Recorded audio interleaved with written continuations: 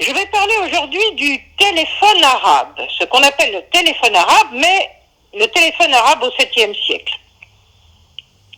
Raisonner à hauteur de soi ne conduit qu'à produire de l'illusion. En matière de raisonnement historique, raisonner à hauteur de soi ne peut conduire qu'à des erreurs majeures.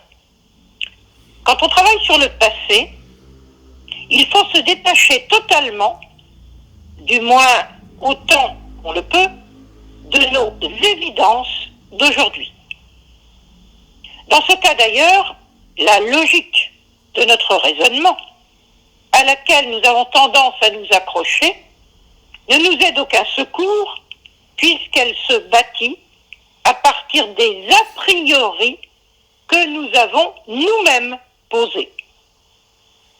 J'en ai eu encore un exemple à propos de ce que j'ai expliqué des deux barres qui sont mentionnés dans le Coran, l'un d'eau douce et l'autre d'eau salée, dans la sourate 35 au verset 12. Le fait que j'ai indiqué qu'il s'agit de la représentation de la rencontre des deux fleuves qui traversent l'Irak, leur rencontre avec les eaux du golfe Persique, a soulevé l'incrédulité de certains, qui se sont retranchés derrière leur certitude d'aujourd'hui. Comment ont-ils objecté de la Mecque, située sur la côte occidentale de la péninsule arabique, aurait-on pu avoir une visibilité sur ce qui se passe à 1500 km et plus de distance? L'option syrienne, proposée par un intervenant, qui propose d'y voir des lacs, qui d'ailleurs n'existent pas en Syrie, poserait exactement le même problème car la distance est du même ordre. Effectivement, si on calcule en vitesse chameau de la Mecque à l'embouchure des deux fleuves d'Irak, cela fait à peu près 1 mois et demi de trajet. Mais quand on travaille sur un terrain qui n'est pas le nôtre, il faut se renseigner sur tout ce qui concerne ce terrain.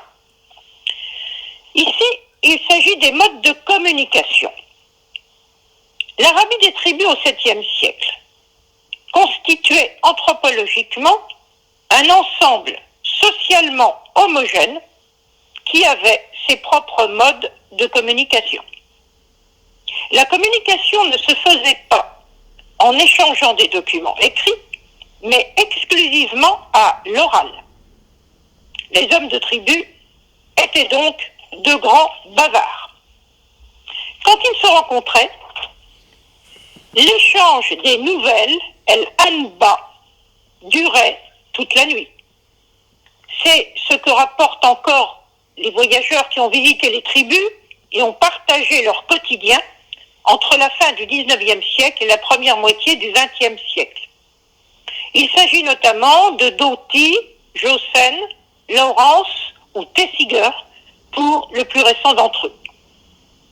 On peut être étonné de la rapidité avec laquelle se faisaient les échanges oraux d'un bout à l'autre de l'espace tribal qui couvre toute l'Arabie. Mais c'est un fait qui a été observé sur place.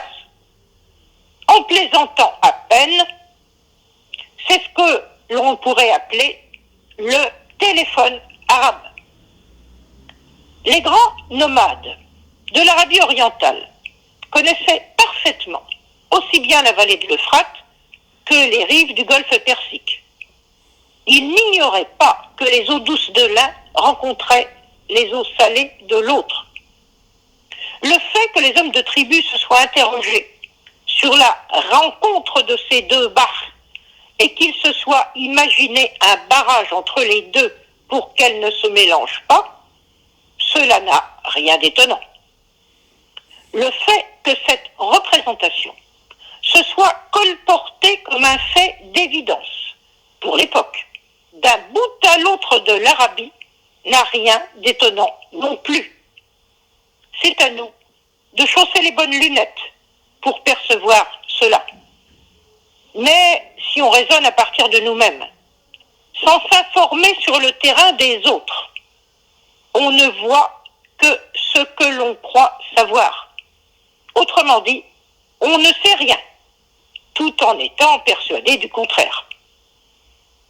Comme je l'ai dit déjà, pour comprendre ce qui s'imaginait en Arabie au 7e siècle, il faut penser bédouin.